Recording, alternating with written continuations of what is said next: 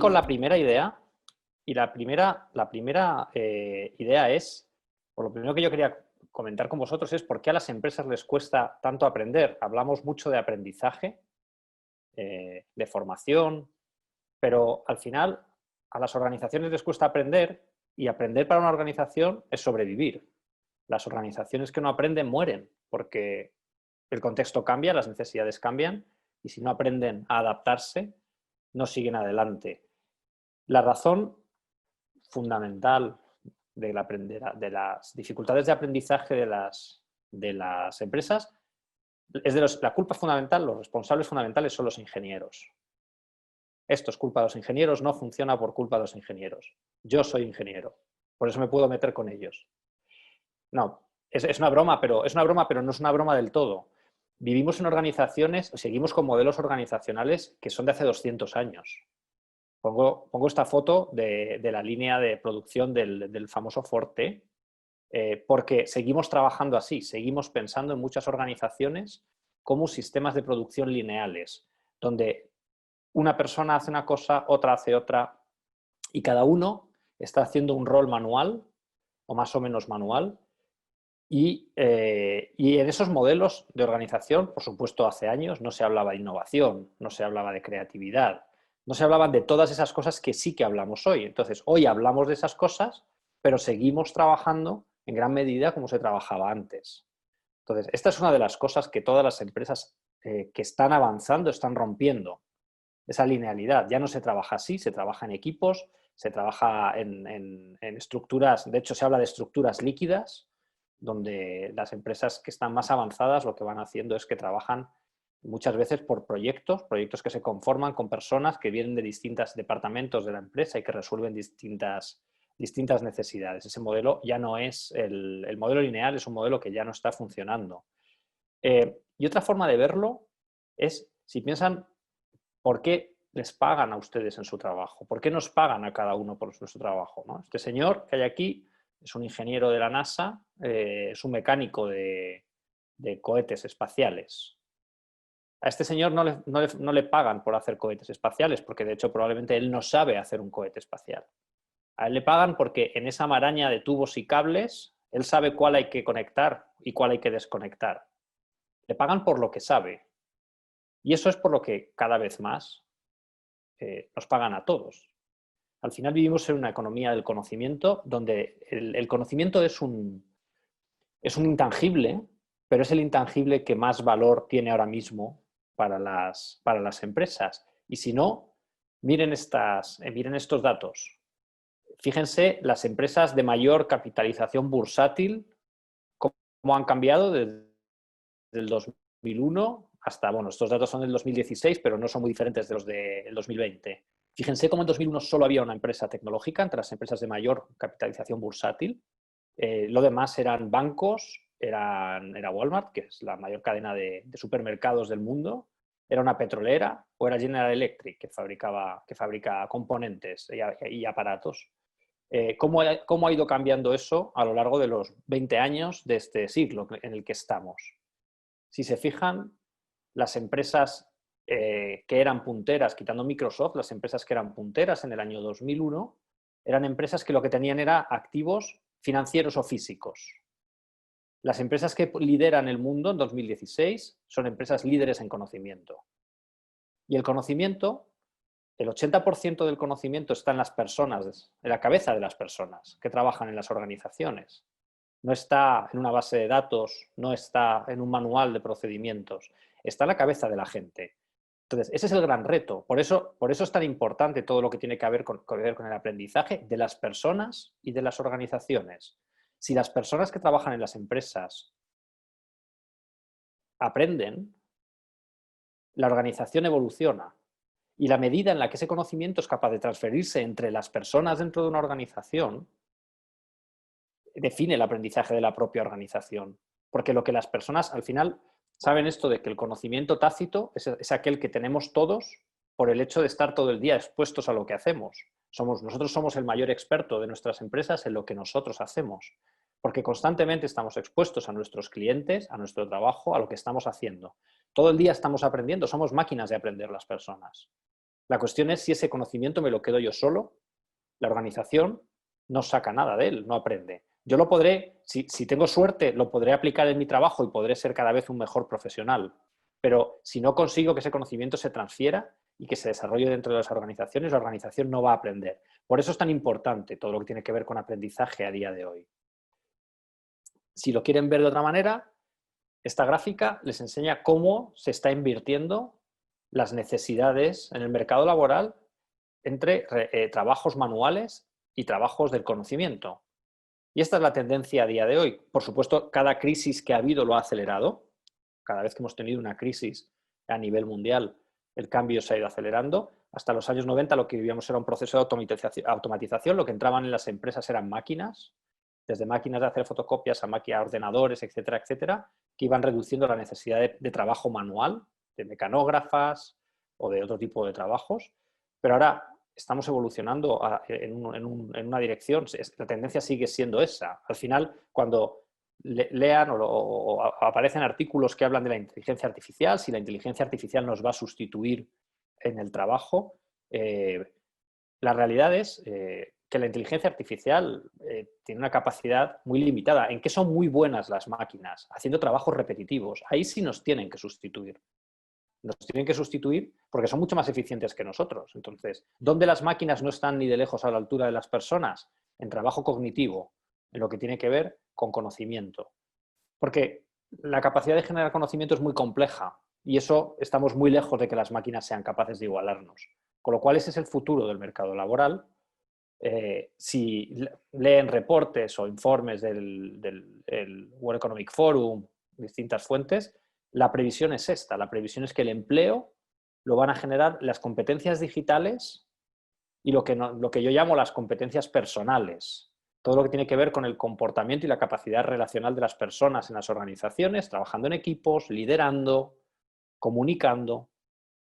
Y ahí las máquinas no nos están haciendo la competencia. Por eso es donde se va a generar empleo y por eso es hacia donde compiten las empresas, porque las empresas, y aquí ya me empiezo a aproximar a lo que yo creo que es la idea más importante que quiero compartir con vosotros hoy, al final las empresas compiten en base a recursos escasos. Dos empresas que trabajan en el mismo sector serán más o menos competitivas. Una empresa que produzca lo que sea, que fabrique maquinaria, que fabrique, bueno, una empresa de transformación alimenticia, será más competitiva que otra si tiene máquinas más modernas, si tiene un sistema de procesado mejor, si es capaz de producir más kilos por día o más automóviles por semana que la competencia. Pero eso, al final, tiene dos partes. Tiene los activos físicos, tiene las máquinas, tiene las instalaciones y tiene las personas. Los activos físicos, a día de hoy, es solo que los sajones, los americanos, llaman un commodity, porque son máquinas y si tu competencia tiene una máquina que es muy buena, lo único que necesitas es dinero para comprar una igual de buena o mejor. Y aunque al común de los mortales nos suene un poco chocante, pero lo cierto es que a día de hoy a nivel mundial hay mucha liquidez, hay mucho dinero, las empresas se financian con mucha facilidad, por tanto aquellas cosas que dependen únicamente de dinero no suponen barreras competitivas a las demás empresas.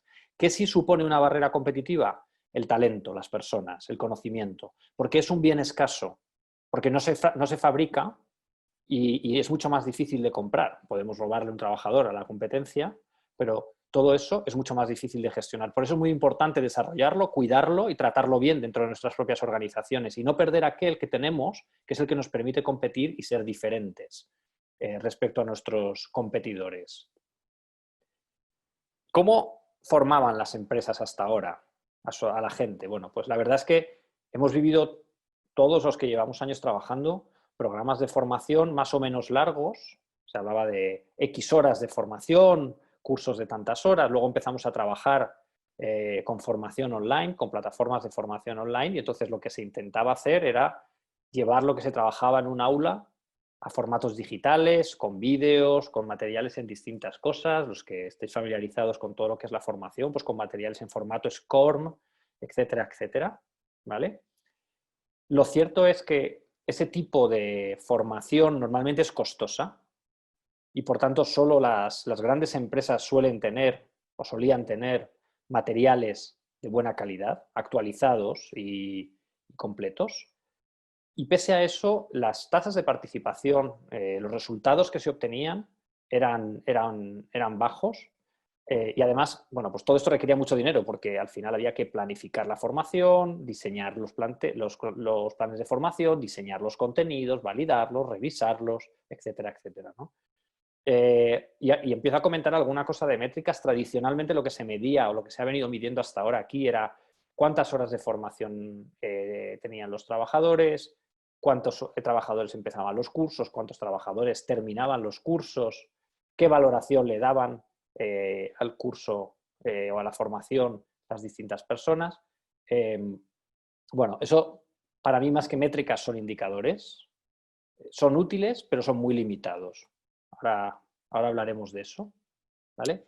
Entonces, ¿cómo están formando las empresas más avanzadas ahora mismo? ¿Cuáles son las tendencias? Digámoslo así, hablemos de tendencias. La primera tendencia es la formación ya no ocurre en momentos aislados, es algo que ocurre todos los días, es constante, y lo que se busca es una adaptación constante al cambio, por lo tanto, eso requiere agilidad, no se pueden, salvo a veces es necesario, yo no digo que no, yo no digo que no lo sea y que no se haga, pero al final es necesario estar aprendiendo constantemente. Se dice que aprendemos, que tenemos que estar aprendiendo a lo largo de toda nuestra vida. Yo no sé cuál será el caso de cada uno de los que estamos hoy aquí, pero yo dedico varias horas a la semana a leer cosas que hace desde mi competencia hasta quien está estudiando estos temas, hasta artículos de distintas fuentes. Al final todo eso es aprender. Y transmitir ese conocimiento dentro de nuestras organizaciones, como os digo, es una cosa que requiere agilidad y que requiere sistemas que sean fáciles no solo para quien aprende, sino también para quien administra ese aprendizaje. Porque, como os decía, lo importante también es ser capaces de montar contenidos de formación que puedan estar listos en horas, si puede ser posible, y no en semanas, como ocurría antes. Eso hace que lo que se esté trabajando mucho sean los microentrenamientos. Yo diría que es una de las grandes tendencias ahora mismo. El microentrenamiento, píldoras de conocimiento que permiten conocer, valga la redundancia, los elementos cruciales de aquello que se quiere transmitir. Lo más importante, yo siempre uso un ejemplo que si alguno me ha escuchado alguna vez antes, me habrá oído decir alguna vez, es lo mismo que cuando subrayamos un libro cuando estudiamos o unos apuntes cuando estamos estudiando. Bueno, lo que subrayamos son las ideas claves, con esas son las que más se trabaja y luego hay materiales complementarios que las extienden, pero lo importante son las ideas clave. Medimos y las empresas están midiendo lo que la gente sabe, lo que la gente no sabe, porque casi es más importante dentro de las organizaciones lo que se desconoce que lo que se conoce, porque lo que se conoce ya está, lo que se desconoce es lo que hay que resolver, ¿vale? Y se están haciendo métricas de aprendizaje, que ahora hablaremos un poco más de ellas, ¿vale? Y bueno, pues está toda la parte de estimular, al final es una tendencia natural de las personas, aunque según nos hacemos mayores tendemos a perderlo, pero la tendencia es el juego, la creatividad, la colaboración en el aprendizaje, es una cosa que se está empujando muchísimo, por lo que os decía antes, porque es la forma de transferir conocimiento entre personas dentro de las organizaciones. No vale lo que yo aprendo, vale lo que yo aprendo y lo que ayudo a aprender al resto de la organización, ¿vale? Y para ayudar a aprender hay que preguntar. Esta es otra cosa que hemos perdido en gran medida. Yo no sé si les habrá ocurrido a ustedes, pero cuando yo iba al colegio, al niño que preguntaba mucho en clase, le regañaban, le reñían, le decían que interrumpía la clase o que no se estaba enterando de nada. Era el niño que era el tonto de la clase, ¿no? Y no hay nada más equivocado que eso desde mi punto de vista. Las personas aprendemos preguntando, los niños aprenden preguntando y dentro de las organizaciones aprendemos preguntando. Entonces es importante aprender y, por tanto, fomentar ese tipo de actitudes dentro de las empresas con reconocimiento e incluso con premios. Estamos viendo empresas que están premiando desde económicamente, con dinero, hasta con incluso días de vacaciones o algún otro tipo de premios más ligeros a aquellas personas que más ayudan a sus compañeros a aprender. En España hay uno de los bancos grandes de España, yo creo que es el segundo más grande, que es el BBV. El BBV tiene un programa ahora por el cual tú como trabajador del BBV puedes ofrecer formación a tus compañeros. Tú puedes decir, yo sé de esto y quiero enseñárselo a mis compañeros. Organizas un webinar parecido al que estamos ahora.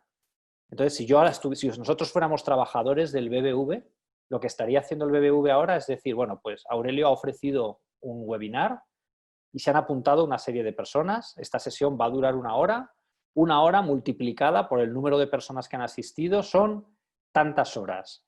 Y entonces a mí me premiarían, ellos han creado su propia moneda virtual, han creado una criptomoneda, y yo recibiría en créditos de esa moneda una cantidad, que es la que define la fórmula de la formación impartida, el tiempo de formación y las personas que asisten.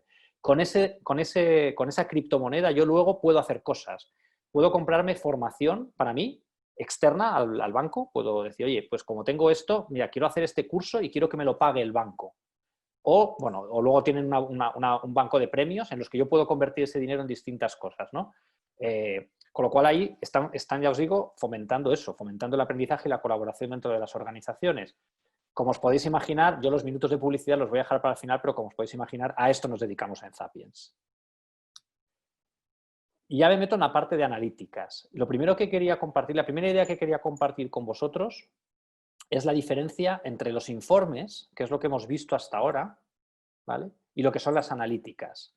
Y me parece que esta representación que os pongo aquí es fácil. Un informe es un plano. Cuando hacemos un informe de las personas que han hecho un curso, de cuántas lo han terminado, de cuál es la nota media, lo que estoy es haciendo un plano, es una foto estática. Esto es lo que ha pasado, ¿vale? Cuando en las organizaciones hablamos de inteligencia de negocio, vamos un pasito más allá y lo que hacemos es comparar lo que está pasando en mi organización, la foto que tengo de mi organización con la foto de otras organizaciones. Son los resultados, por ejemplo, cuando hablamos de plataformas de formación online o de universidades corporativas, las llaman muchas veces aquí en Europa, lo que miden es eso, cuántas personas están usando la formación de la plataforma dentro de la empresa, ¿no? Sabemos que un ratio habitual, un ratio bueno es un 20%, pero es un 20% en mi organización. ¿Y cómo compara esto con otras organizaciones? Ahí entramos en inteligencia de negocio. No, pues mira, en el sector la media es el 25, con lo cual no estás lejos, pero a nivel del país o las empresas del tamaño de la vuestra, pues están en un 30. Bueno, pues ya sabemos cuál es el horizonte al que tenemos que ir. Eso es inteligencia de negocio. Es como cuando en un mapa nos dicen, y tú estás aquí, esta es la foto de todo lo que hay alrededor y esta es tu posición, ¿vale? Las analíticas son otra cosa. Las analíticas son como el navegador del automóvil. Lo que buscamos con las analíticas es un mapa que es dinámico. Una situación dinámica en la que vemos cómo vamos moviéndonos en función de lo que vamos haciendo. Si giro hacia la derecha, giro hacia la derecha. Si giro hacia la izquierda, giro hacia la izquierda. Y tengo una ruta que quiero seguir y voy viendo cómo me desvío de ella. Esa es un poco la idea más importante, porque muchas veces cuando se habla de Learning Analytics y leemos documentos de Learning Analytics, yo lo que estoy viendo en realidad no son analíticas. Estoy viendo informes o estoy viendo inteligencia de negocio, pero no estoy viendo analíticas.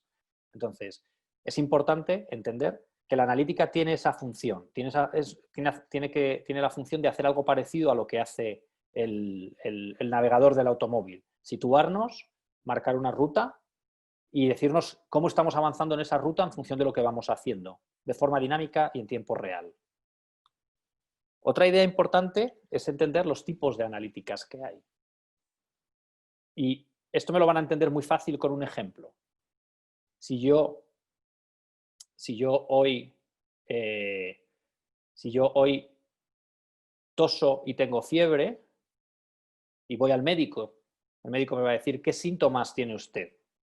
Pues mire, toso y tengo fiebre, ¿vale? Eso es analítica descriptiva, es lo que me está pasando, tiene mucho que ver con la parte esta de los informes.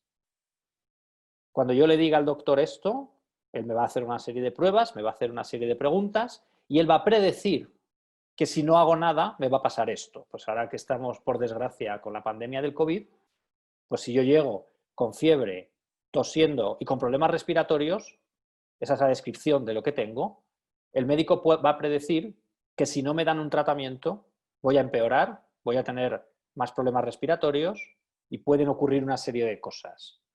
¿Y qué es lo que hace el médico? Prescribir un tratamiento. ¿Vale? Entonces, las analíticas son descriptivas, predictivas y prescriptivas, y depende de lo que queramos hacer con ellas. Lógicamente, las más potentes son las prescriptivas, porque las prescriptivas, por eso he usado ese gráfico, en realidad tienen en cuenta los síntomas, tienen en cuenta qué ocurriría si no hacemos nada con ellos, y lo que recomiendan es una serie de actuaciones para lograr un cambio. Esa es un poco la idea. ¿Vale? Entonces, con todo esto que os he contado antes, ¿para qué se usa Learning Analytics? ¿No? ¿Para qué se usan las analíticas de aprendizaje cuando se usan bien? Pues el objetivo es el que pone ahí, es comprender y optimizar el aprendizaje y su efecto en los resultados de la organización, y he resaltado resultados de la organización porque esta es otra cosa que es muy importante. Como vivimos en empresas muy lineales, muy de los años del señor Ford, la función del aprendizaje, de la formación dentro de las empresas suele estar encapsulada en un sitio de la empresa. Suele ser algún equipo, algunas personas que son responsables de formación, son responsables de aprendizaje. Muchas veces dentro de los equipos de recursos humanos. Fijaros, recursos humanos, se sigue hablando de las personas como si fuesen una pieza de una máquina. ¿Vale? Las empresas que están más avanzadas hablan de personas y no de recursos humanos. Han entendido la diferencia entre un recurso y una persona. Bien, ¿qué pasa cuando esto es así? Pues lo que está ocurriendo es que las personas que se dedican a la formación, cuando lo tienen en inglés, al Learning and Development, dentro de las empresas, trabajan con personas, pero normalmente están lejos de la parte de negocio. No hay esa conexión entre el negocio y la formación. Por supuesto que los departamentos les dicen, a mí me gustaría que las personas se formasen en estos temas o estas necesidades de formación son las que estamos detectando, o se hacen estudios para detectar necesidades de formación. Todo eso está muy bien, pero al final se está aislando los planes formativos del negocio como tal. Entonces, aquí la pregunta buena es cómo los planes de formación de las organizaciones contribuyen a los objetivos de la empresa. Yo muchas veces cuando hablo con clientes, hablo con empresas, lo que les pregunto es eso, ¿qué estrategia tenéis? ¿Qué objetivos estratégicos os habéis fijado a 3 años vista, a 5 años vista? ¿Cómo va a contribuir el plan de formación de la empresa a esos objetivos? Si el objetivo de la empresa es ser más innovadora, yo en el plan de formación tendré que ver cursos de técnicas y de metodologías de innovación. Tendremos que ver cosas de Agile, tendremos que ver cosas de Design Thinking, este tipo de actividades. Pero no buscaré solo que haya esa oferta formativa para los trabajadores. Buscaré que la cultura de la empresa acompañe. Si quiero que innoven, van a tener espacio para innovar, se les va a dar tiempo libre, digamos, para que decidan qué quieren innovar. La cultura de la empresa acepta el error como parte del proceso de innovación. ¿Cuántos proyectos de innovación esperan poner en marcha? Todo eso está enganchado a la formación. Y si no está enganchado, está mal hecho. Esto es lo importante. La formación tiene que acompañar los procesos de crecimiento, de aprendizaje y de cambio de toda la organización, no solo de las personas. Ese modelo de darle clases a formación a las personas de forma aislada ya no tiene mucho sentido. Hay que de verdad pensar qué se quiere hacer. Entonces, esto me lleva a la segunda parte, y es que no se trata de datos, de coger datos para luego analizarlos. Esto no es solo un tema de Learning Analytics. Con todo el Big Data, durante bastante tiempo se ha cometido el mismo error. Se hablaba de Big Data y entonces parecía que había que conseguir todos los datos posibles y luego analizarlos para ver qué salía de ahí. Y eso requiere muchísimo esfuerzo, muchísimo tiempo. No voy a entrar ahora ahí, pero si hablan con cualquier especialista en análisis de datos descubrirán que eso que parece muy romántico, yo tengo un amigo que siempre hago la misma broma, digo, tú cuando cuentas por ahí que eres analista de datos, seguro que te salen muchas novias porque suena muy interesante. Pero luego su trabajo, como yo le digo, tu trabajo casi todo el tiempo es de limpiar. Te pasas todo el día limpiando datos para poder analizarlos luego. No es... ¿Por qué? Porque al final se tiende a acumular datos de muchas fuentes, a veces comparables, a veces no. Y luego mucho de eso no hace falta, porque además luego lo que algunas personas, algunas organizaciones hacen es buscar correlaciones, pero ya sabéis que la correlación no garantiza causalidad, que dos cosas estén correlacionadas no quiere decir que una sea causa de la otra, con lo cual es mucho mejor empezar con cosas pequeñas e ir creciendo, dando pasitos pequeños, que intentar hacer grandes análisis de datos y llegar a cosas que, bueno, serán ciertas o no serán ciertas. Por eso, la forma correcta de hacer una analítica de datos, en este caso hablamos de Learning Analytics, pero casi sería aplicable a cualquier cosa que tenga que ver con analíticas de datos, lo primero es identificar un aspecto relevante para el negocio, dónde queremos generar un impacto, ¿vale? Lo segundo es plantear una hipótesis o una serie de preguntas de cómo, en este caso con aprendizaje, con formación, vamos a impactar en ese aspecto, ¿vale? Y solo al final, solo cuando ya tenemos esto, buscamos evidencias en los datos que validen o refuten esas hipótesis. Los datos me tienen que servir para ver si algo que yo creo que va a ocurrir o que ocurre de una determinada manera, ocurre o no ocurre. Entonces, por ejemplo, vuelvo al ejemplo que estaba usando antes, si yo digo que voy a formar a mis compañeros de trabajo, a mis empleados, los voy a formar para que sean más innovadores y les voy a dar formación en técnicas de innovación, yo en realidad lo que quiero es que tengan horas de formación o que puedan poner en sus currículums que saben que son Scrum Master.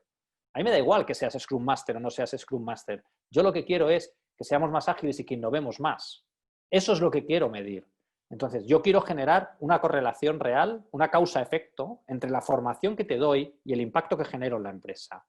Hago las hipótesis, ejecuto las cosas y mido para ver si lo estoy consiguiendo o no lo estoy consiguiendo.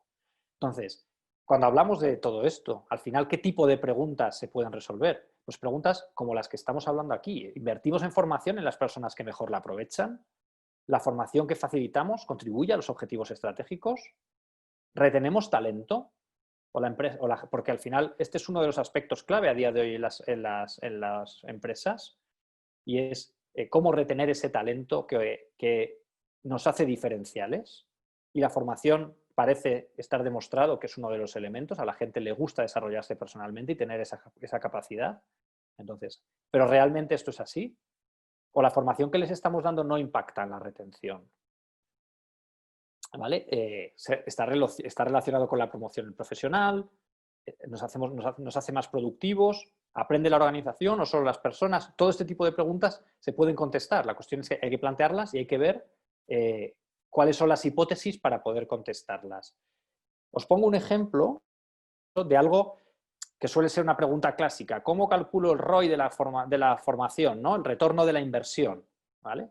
Este es un ejercicio teórico que no se separa mucho de algunas realidades, pero es un ejercicio teórico. Entonces aquí pues tenéis un ejemplo donde yo tengo una plantilla de 500 personas y facturo 100 millones, lo he puesto en dólares americanos, 100 millones de dólares al año. Eso me da 200.000 dólares por persona en la empresa, ¿vale? Y si yo digo, bueno, me voy a gastar en formación, ¿cuánto? Pues yo he puesto aquí 300 dólares persona. Podría ser más, podría ser menos. Esto es un ejercicio. ¿Cuál es mi hipótesis? Mi hipótesis es que con esto yo voy a generar un 20% más de ingresos por persona, ¿vale? ¿Es un 20% una cifra razonable? Sí, no, es que dependerá mucho. Si lo hacemos en fuerza de ventas, es probable que no sea un 20%, sea más.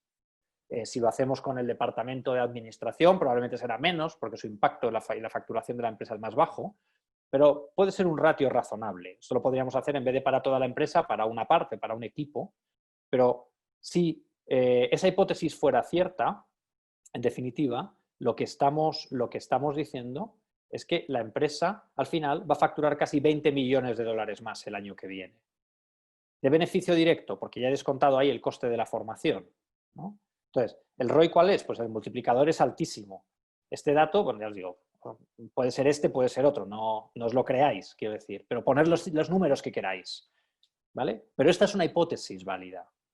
Entonces, esto es lo que tenemos que buscar y es el tipo de cosas que nosotros hacemos. Nosotros trabajamos con empresas en las que estamos ayudando, por ejemplo, a acelerar los procesos de formación en fuerzas de ventas y el multiplicador que buscamos es ese. Por ejemplo, hace poco hablábamos con una empresa de instalación de alarmas y lo que quieren es que trabajemos con sus instaladores, las personas que van a los domicilios y a las empresas a instalar los sistemas de alarmas.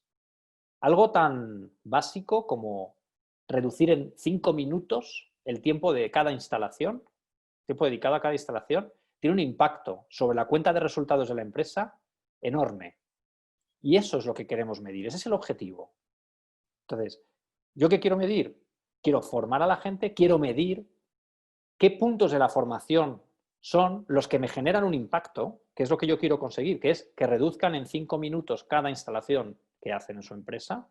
Entonces, hacemos una serie de hipótesis, que las hacemos junto con el cliente, donde decimos, bueno, ¿qué elementos pueden hacer? O sea, ¿qué detectáis ya en la empresa que hace que hoy tarden más de 5 minutos? O sea, tarden 5 minutos más de lo que os gustaría.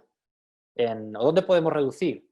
¿Qué cosas son las que les dan problemas siempre? Pues mira, es que hemos metido un aparato nuevo que se configura distinto a lo que estaban acostumbrados y entonces les da más problemas. Bueno, pues tendremos que formarles en ese aparato y veremos si reducimos los 5 minutos o no. Pues hemos reducido solo 2. Venga, pues ya tenemos casi el 50% del objetivo.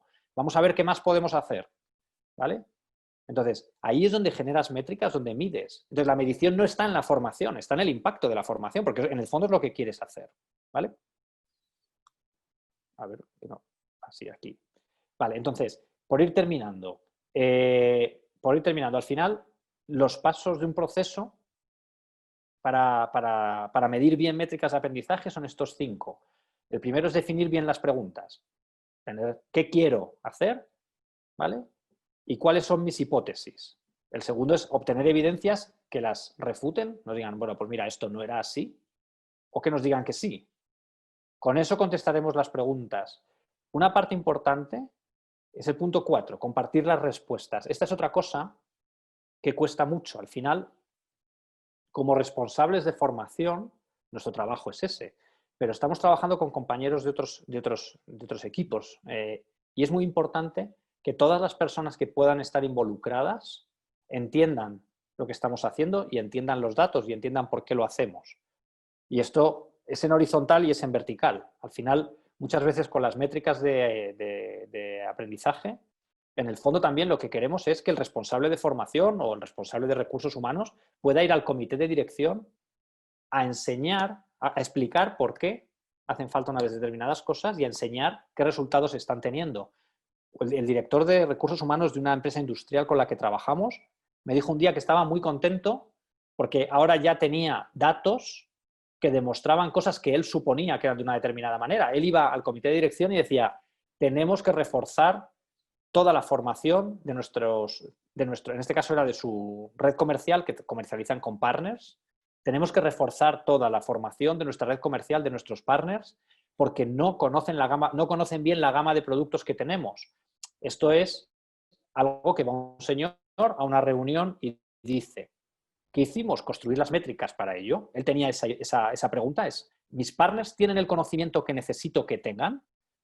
Bueno, pues hicimos una serie de microentrenamientos para medirlo y lo que vimos es que había partners que sí y partners que no, pero fuimos capaces de encontrar patrones. ¿Qué partners no son los que tienen el conocimiento? Estos. Los otros sí los tienen.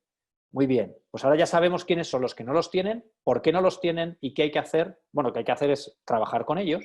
Y entonces el director de recursos humanos pudo ir a su comité de dirección, poner esto encima de la mesa, hablar con su compañero, que es el responsable de canal comercial, porque el responsable de canal comercial no es el director de formación, ni el director de recursos humanos, es otra persona, pero ya pudo hablar con él, con datos en la mano, diciéndole, compañero, o mejoramos la formación de tu canal comercial, o tú no vas a mejorar tus resultados de ventas. Y ahí es donde entramos. Bueno, aquí nosotros no, entran ellos, pero esto es un poco lo que hacemos. Y luego ya uno actúa, ¿vale? Y aquí ya me callo y, bueno, no me callo, entro en los minutos comerciales, que va a ser 1 minuto, para contaros que esto es un poco lo que hacemos con empresas pues como las que veis ahí. Tenemos más clientes, pero bueno, algunos de estos son multinacionales bien conocidas y quería compartirlo con vosotros. Les ayudamos a identificar este tipo de cosas, a diseñar y a montar los sistemas de aprendizaje y de métricas que entren en cada caso. Y bueno, más que los logotipos, que siempre está bien enseñarlos, a nosotros lo que nos llena, como decía un presidente de gobierno que tuvimos aquí en España, lo que nos llena de orgullo y de satisfacción es lo que dicen de nosotros, ¿vale? Entonces, pues aquí os he dejado un par de referencias de lo que IKEA y Vodafone son dos de nuestros principales clientes. Y al final se trata un poco de eso, se trata de hacer acciones de formación que realmente sean útiles y entender lo que está pasando dentro de las organizaciones con el conocimiento y el aprendizaje. Así que nada, esto no quiero extenderme más con esta parte que es puro marketing. Para cualquier cosa relacionada con esto, con Zapiens, tienen a Ángela y yo ya me callo y hablamos de lo que queráis. Voy a dejar de compartir porque si no, no veo el chat. Así que paro. A ver, ¿cómo se para esto? Ah, ya se paró, ¿no? Ya no estoy compartiendo, ¿verdad? ¿O sí? Sí, aún estás compartiendo ahí en la parte de A ver. dejar de compartir abajo. Ah, sí, ya lo encontré. Sí, Gracias. sí. Los invito a realizar las preguntas que crean pertinentes. De verdad que no sé qué le parece a la mayoría, me parece súper claro, de verdad. Yo sí tendría alguna pregunta que de repente hacerte, Aurelio, que me lo hicieron por interno. Me dicen, ¿qué tecnologías soportan el Learning Analytics en general, no? Mira, bueno, voy contestando y te aviso que Nathalie escribió que quería preguntar, levantó la mano, está usuaria avanzada del sistema, pero mientras te voy contestando. Mira, yo diría que no hay una tecnología, hay fuentes de datos. Entonces, al final depende de las herramientas con las que trabajemos. Quiero decir, incluso con cosas que no son digitales se pueden generar métricas, ¿vale? Porque al final tú puedes hacer encuestas. La cuestión siempre es, digamos que la parte que tiene que ver más con los datos, lo primero que tienes que tener claro es qué datos son los que necesitas, dónde están, y lo que sí necesitas es llevarlos a un sitio donde sean, que es la parte que hace eso que decía de limpieza de datos, los analistas de datos, donde los limpian y los homogeneizan y los hacen comparables. Si tú, por ejemplo, en un cliente con el que trabajamos, estamos analizando cómo se comporta en función de aprendizaje los empleados de la empresa, tenemos 4.000 empleados, y una de las cosas que analizamos es si hay comportamientos diferenciales en función de su edad y del tiempo que llevan trabajando para la empresa. Entonces, por ejemplo, ese dato viene del sistema de gestión de empleados de la empresa. Entonces, traemos datos de la base de datos de empleados de la empresa, traemos datos de nuestro sistema propio de Zapiens de aprendizaje y algunos que vienen de otros sitios, pero luego sí que hay que ponerlos para esto se usan los anglicismos, ¿no? En un data lake, en un lago de datos, donde sean comparables. Tú necesitas que si estamos hablando de la fecha de incorporación de los trabajadores, todos tengan el mismo formato. Entonces, eso parece una tontería, pero suele ser uno de los principales problemas. ¿Cómo homogenizo los formatos de los datos? Y luego, para generar los reportes, al final, lo que se está haciendo hay herramientas que ya incluyen. Nosotros, por ejemplo, en Zapiens tenemos algunas métricas, se ven ya directamente en nuestra herramienta. Y así todos los proveedores, cualquiera que trabaje con ese tipo de cosas, tendrá sus propios datos. Pero cuando traemos datos de distintos sitios y los combinamos, al final usamos otras herramientas. Nosotros en Zapiens, por ejemplo, utilizamos Power BI, que es una herramienta para analítica de datos y visualización de datos en Microsoft. Pero hay otras en el mercado como Canvas, hay distintas herramientas para hacer esto. Y bueno, depende un poco del caso. En el ámbito corporativo es muy normal utilizar Power BI, porque al final hay datos que incluso vienen de las propias plataformas de Microsoft. Nosotros trabajamos en integración, por ejemplo, con Microsoft Teams, y hay datos que se pueden sacar del propio ecosistema de Microsoft y llevarlos a Power BI y combinarlos con otros datos. Entonces, al final eso es lo importante. Natalia, sí. Hola. Hola, Natalia. Hola, Nathalie. Hola, ¿cómo están? Mucho gusto. Sí, soy Natalie y yo, bueno, estoy conectada desde Ecuador. Me ha encantado, la verdad, el webinar que has dado. Y tengo Dos preguntas. La primera es en relación al ROI, que me gustó mucho la presentación que mostraste. Yo creo que este es el desafío, la verdad, para el área de formación. Y la pregunta va porque cuando nosotros formamos, no necesariamente solo la formación implica en las ventas. Entonces sí, puede haber un incremento, por supuesto, pero no es que el incremento de las ventas repercute netamente a formación. Esa es la parte donde yo me trabo. Por ejemplo, eh, te voy a dar un escenario. Nosotros tenemos una empresa en donde capacitamos mucha fuerza de ventas, ¿ya? Y sí, hay capacitaciones que específicamente aquí se explica el proceso de cómo vender, no sé, consumo masivo a través de una red, a través de una plataforma virtual. Es verdad, si ellos venden, necesariamente tiene mucho impacto el tema de la capacitación porque solo en mi plataforma se explica esto. Sin embargo, también hay otros factores que intervienen. Por ejemplo, no sé, la el especialista comercial, o sea, otros factores externos que les hacen acompañamiento o los llaman, o a lo que voy con esto es que no necesariamente hay una relación, hay otros factores que también pueden intervenir en la venta. ¿Cómo hago esa separación? O sea, es un poco difícil hacer eso. A mí me ha costado.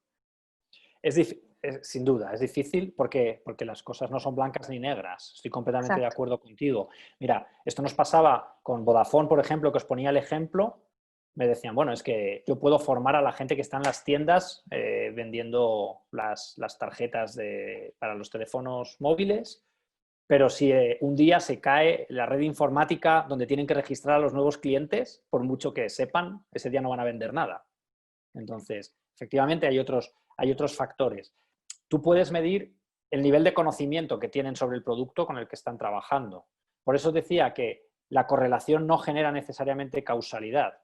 Entonces, hay unos parámetros donde efectivamente tú no vas a poder medir, porque nunca vas a tener el experimento perfecto aislado, pero en ningún sitio de la empresa. Las cosas no pasan dentro de una caja negra, pasan en relación con muchas otras cosas. Lo que pasa es que sí que se pueden analizar, en la analítica de datos, sí se pueden analizar las variables e intentar inferir qué tiene más efecto o qué tiene menos efecto, ¿no? Hay un caso por ahí de una cadena de comida rápida en Estados Unidos donde analizaron una serie de parámetros y descubrieron, pues eso, que la formación sí que tenía impacto sobre los resultados, pero que también tenía impacto sobre los resultados que los turnos de trabajo fueran demasiado largos, y eso no lo pensaban antes. O también tenía impacto, porque tenía impacto sobre la rotación de trabajadores, la distancia a la que vivía el trabajador, dónde estaba su casa y dónde estaba el puesto de trabajo.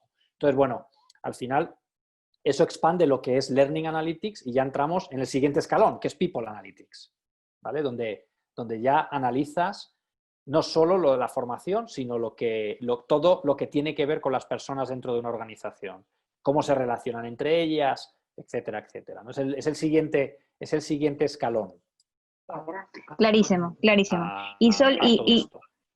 clarísimo, muchísimas gracias. Y una última pregunta que también me llamó muchísimo la atención lo que dijiste, es cómo integramos, o sea, que la formación no solo se quede en formación, ¿no? Sino que migre al soporte de una nueva cultura, al soporte de la gestión del cambio. Entonces, me gustó la parte en donde dijiste, claro, haz webinars y combinas esto de acuerdo a los participantes. Me encantó esa práctica. Quería preguntarte si nos podrías compartir otra práctica. Yo, por ejemplo, te comparto lo que hacemos acá en la empresa. Nosotros hacemos una especie de foro donde compartimos preguntas a ciertos líderes y los líderes mismos nos refrescan, nos comparten lo que se vive en nuestra cultura, ¿no? Entonces, nos ha ido muy bien con esta práctica y por eso me llamó mucho la atención la práctica que tú mencionaste acá. Es más, voy a ver qué tan factible es aplicarla. Quería saber si nos podrías compartir otra en donde se integre la formación con la cultura, la formación con la gestión del cambio. Mira, sí, te cuento. Efectivamente, o sea, aprendizaje es cultura porque necesitas cambiar la forma en la que trabajamos en las organizaciones. Necesitas que la gente entienda, todos en las empresas tenemos expertos, ¿vale? En determinadas cosas. Un experto en realidad es un problema, bien visto o mal visto, no sé si es bien o mal, es un problema porque un experto es una persona que sabe cosas que los demás no sabemos. Entonces, lo importante es cambiar el rol del experto para que entiendan que los expertos son generadores de conocimiento para los demás. Su función es generar conocimiento y compartirlo, no atesorarlo, no quedárselo ellos. Eso requiere de un cambio cultural. Entonces, y para eso necesitas agentes de cambio, necesitas personas que entiendan esto y que estén dispuestos a liderar este tipo de procesos. Esto es una cosa que, por ejemplo, hacemos con IKEA.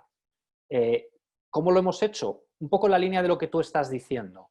Ellos trabajábamos con ellos y nos dijeron, bueno, tenemos que trabajar temas de liderazgo dentro de toda la estructura de la compañía. Y les dijimos, bueno, pero no traigáis a un consultor necesariamente que os hable de liderazgo. Tenéis líderes dentro de la organización. Tienen que ser los líderes de dentro los que les cuenten a sus compañeros cómo liderar, porque lo van a hacer en el lenguaje de la empresa y en la cultura de la empresa. Y eso ayuda a cambiar la forma en la que se trabaja y la que se hacen las cosas. Al final se trata de eso. Y muchas veces el gran reto es que los niveles de management, los niveles de dirección, dejen trabajar a las personas. Normalmente los agentes de cambio están más abajo.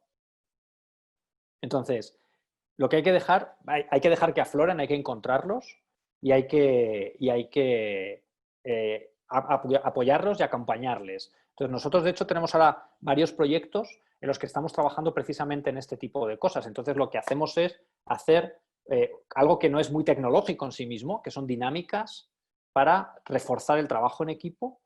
Hacemos que la gente trabaje en retos que definen ellos. Ellos definen algo que en su trabajo, en su día a día, les genera una dificultad y trabajan juntos en cómo cambiarla. Y son personas de distintos departamentos, de distintas áreas de la empresa, que en algunos casos, si son empresas muy grandes, no se conocen entre ellos y trabajan en pequeños talleres juntos para generar ese tipo de soluciones y compartirlo. Entonces, esto sirve para poner en valor los resultados, porque al final eso funciona muy bien y estos resultados los reciben muy bien, porque les sirve para que se den cuenta de todo esto que estamos hablando, de la importancia esta de compartir el conocimiento y de transversalizarlo, y de cómo ayudar a otras personas de la organización te beneficia a ti mismo, porque al final, en el fondo, en el día a día, todos lo buscamos el beneficio para nosotros. Todos buscamos que nuestro trabajo funcione lo mejor posible. Entonces, cuando la gente se da cuenta de que ayudando a otras personas,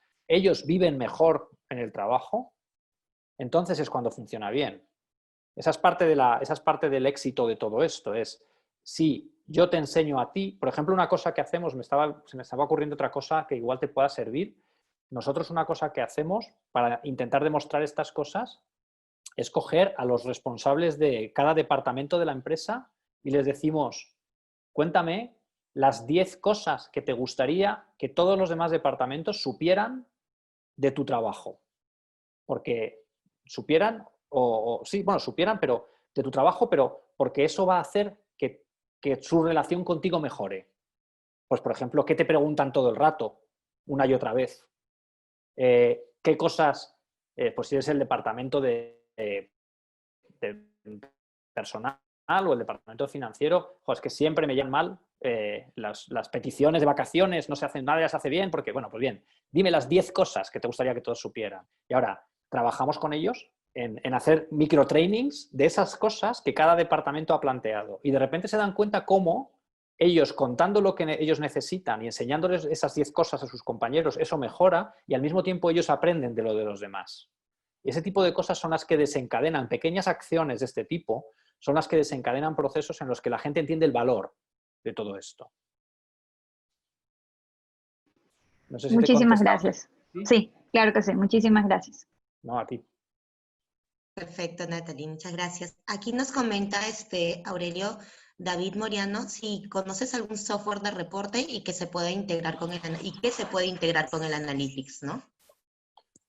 Bueno, lo que comentaba, es que no sé si es lo mismo que he contado antes o David tiene una pregunta más de otro tipo, ¿no? Yo diría eso, que al final un Power BI o cualquier herramienta de este tipo que sirven para generar reportes de información en tiempo real, porque al final se trata de eso, de que sean herramientas donde tú puedes entrar a ver información en tiempo real.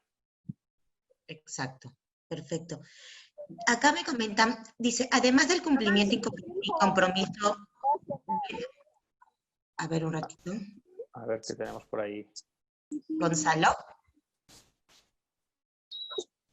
Tenemos.